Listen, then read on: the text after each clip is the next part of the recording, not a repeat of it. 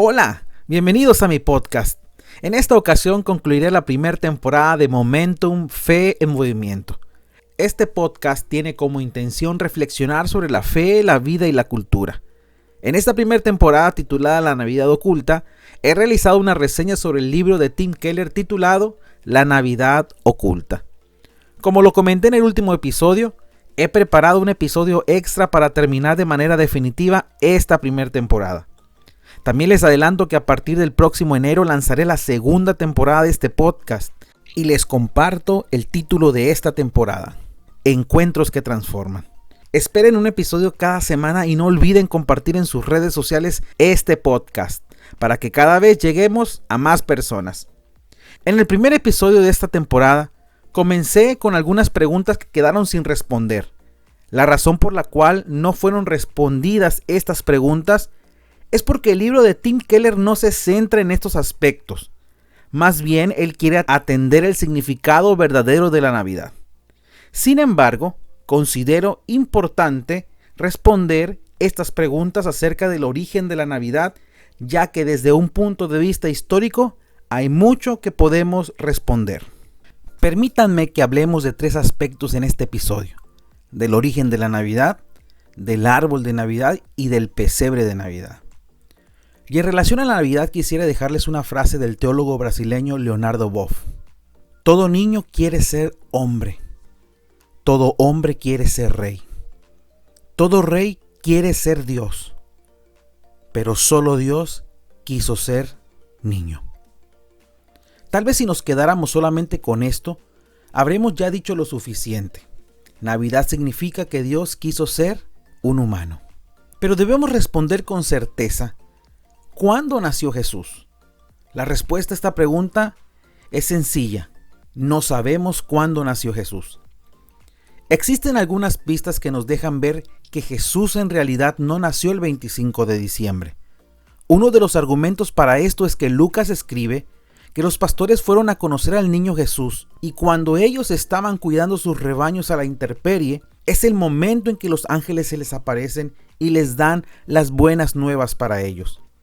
Y según los expertos, los pastores no pueden estar a la intemperie en las fechas de invierno, ya que las temperaturas por las noches bajan considerablemente. Hay quienes han sido aventureros y se han atrevido a decir que Jesús debió nacer en fechas más cercanas a primavera o verano, es decir, entre marzo y agosto. Sin embargo, aunque pudiéramos acercarnos a la fecha, no lo sabríamos con exactitud, simplemente porque el calendario judío es lunar y el nuestro es solar, por lo que sencillamente habría discrepancias. Entonces, ¿qué hacemos para determinar la fecha? Nada. No hay un registro sobre la fecha exacta del nacimiento de Jesús, por lo que no sabemos cuándo nació. Aquí lo que debemos de resaltar es el hecho histórico del nacimiento de Jesús. Además de la Biblia, existieron historiadores como Flavio Josefo que nos han dejado alguna evidencia de la existencia de Jesús. En segundo lugar, debemos responder cómo es que llegamos a celebrar el 25 de diciembre el nacimiento de Jesús, y la historia es bastante interesante. Pero para ir a la historia debemos ir a ella con madurez y con una visión amplia para comprender las razones por las cuales los primeros cristianos llegaron a este entendimiento y a esta decisión. Pero antes de avanzar, quiero decir que existe dentro del ámbito cristiano una discusión respecto a esto, y es evaluar si la celebración de la Navidad del 25 de diciembre es pagano o cristiano. De entrada tenemos una dificultad, y es definir qué es lo pagano y cuál es lo cristiano. Para algunos, paganos puede definirse como todo aquello que no proviene o no aprueba a Dios. Sin embargo, esta definición es bastante débil. Dicho esto, quiero decir que hay un sector del mundo cristiano evangélico, específicamente los fundamentalistas y conservadores, que llanamente dirían: la Navidad es una fiesta pagana. Pero tal afirmación es enteramente discutible. Pero volviendo a nuestra definición de pagano o cristiano, debemos tener sumo cuidado al momento de clasificar lo que es pagano y lo que no lo es. Pues para algunos, todo lo que en la Biblia no se encuentra es pagano y no debe de ser practicado. Pero cuando aplicamos este mismo principio a otros aspectos de la vida, nos damos cuenta que muchas de las cosas que usamos y hacemos sencillamente no están en la Biblia. Y la razón es porque existe un abismo de tiempo y de cultura entre nosotros y los autores bíblicos. Pero, ¿qué hacemos entonces con la Navidad? Esta es la pregunta que todavía muchos se siguen haciendo. Con esto en mente respondamos, ¿cómo llegó el cristianismo a celebrar el nacimiento de Jesús el 25 de diciembre? En las culturas antiguas se celebraba la victoria del dios Sol, y esta conmemoración se hacía entre el 20 y el 25 de diciembre. Incluso muchos dioses antiguos se creía que en esta fecha nacían. Para aquellas culturas, carentes del conocimiento científico que hoy nosotros sí conocemos, tenían como costumbre practicar las religiones de la naturaleza, es decir, religiones en donde la lluvia, el sol y la luna son vistos como dioses, y esto por el hecho de que participan activamente en el ciclo de las cosechas. Por lo tanto, los simples fenómenos naturales eran divinizados. En estas culturas se celebraba el solsticio de invierno, es decir, el día más corto de luz solar, y a partir de ahí, los días se irían alargando, por lo que esto es visto como una esperanza de que la oscuridad sería vencida por la luz. Los romanos, por su parte, también celebraban esta fecha y era conocida como la Nativitas Solis Invictis, es decir, el nacimiento del sol invicto o el sol de justicia. También se celebraba el nacimiento del dios romano Apolos y del dios griego Helios, y es de esta manera como muchas culturas del hemisferio norte consideraban esta fecha como el nacimiento de sus deidades, y la razón es sencilla. Era el inicio de las lluvias y por lo tanto la tierra comenzaría a germinar.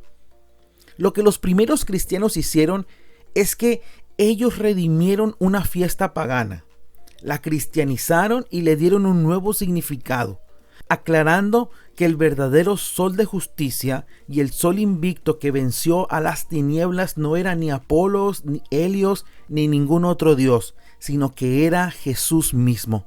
Ahora, debemos considerar un concepto que tanto Pedro como Juan usan en sus escritos, y es el término la estrella de la mañana. Segunda de Pedro 1:19 y Apocalipsis 2:28 y 22:16 son pasajes en donde podemos encontrar el término la estrella de la mañana. Pero no debemos confundir lo que la profecía de Isaías 14:12, en donde se usa una expresión similar. Pero esta profecía es en contra del rey de Babilonia, pero que algunas veces es interpretado afirmando de que quien se habla en ese pasaje es Satanás. Esta expresión de estrella o lucero de la mañana era usada como una propaganda de los reyes de aquel tiempo. Era visto como el inicio de un nuevo periodo de esperanza bajo su reinado, quienes traerían un nuevo amanecer a su pueblo, por lo que los reyes eran llamados también luceros de la mañana. En otras palabras, el término era usado de manera común entre los pueblos, pero lo que los autores bíblicos hicieron es tomar estas ideas paganas y darles el verdadero significado de que Jesús, el Hijo de Dios y el verdadero, era quien traería un nuevo amanecer a la humanidad. Con todo esto, los primeros cristianos alrededor del siglo III y IV discutieron sobre cuándo nació Jesús, y el no tener una fecha para este importante evento, lo que ellos hicieron es tomar la celebración que los paganos hacían el 25 de diciembre, donde según ellos nacía el sol de justicia, para cristianizar esta festividad, para decir que el verdadero sol de justicia de la humanidad había nacido en la persona de Jesús. Por ello, en el 325, el Papa Liberio decretó la fecha del nacimiento de Jesús como el 25 de diciembre.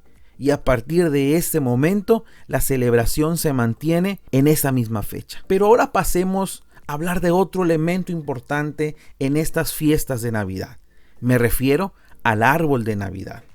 Y es que esta costumbre nace en el norte de Europa, en los países germánicos y escandinavos, y es aquí donde estos países celebran el nacimiento del dios Frey, el 26 de diciembre. Se dice que San Bonifacio en el siglo VIII cortó un árbol y a este le colocó manzanas y velas. Las manzanas representarían el pecado de la humanidad y las velas representarían la luz que elimina el pecado de nuestras vidas. Con el paso del tiempo, esto ha evolucionado hasta lo que hoy conocemos como el árbol de Navidad. Ya no se usan manzanas sino esferas, y ya no son velas las que son colocadas sino luces. El árbol de Navidad nos recuerda un gran mensaje vigente para todos nosotros. Reconocer que solo la luz de Jesús es capaz de eliminar las tinieblas de nuestro pecado. Pero pasemos al último elemento, el pesebre de Navidad. Tal vez el pesebre sea el elemento de la Navidad más nuestro. Esta costumbre se remonta al siglo XIII de la mano de San Francisco de Asís. Para esta época, él observó que la iglesia se había vuelto rica y opulenta, por lo que él, aprovechando la época de Navidad, dramatiza el nacimiento de Jesús en una obra de teatro, inventando lo que hoy conocemos como el pesebre, para dar el mensaje que la iglesia no nació en la riqueza ni en la opulencia, sino todo lo contrario.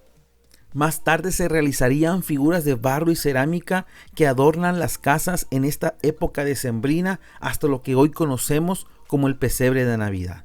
Después de realizar este pequeño recorrido histórico referente a estos elementos de la Navidad, nos queda todavía una pregunta. ¿Con qué nos quedamos después de conocer esta información? En un sentido correcto, yo diría que no es concebible pensar que un cristiano no celebre la Navidad. Sencillamente esto es incongruente. Tal vez podamos no estar de acuerdo con todo lo que la sociedad le ha colocado a esta importante conmemoración del cristianismo. Y con ello podemos estar de acuerdo o no.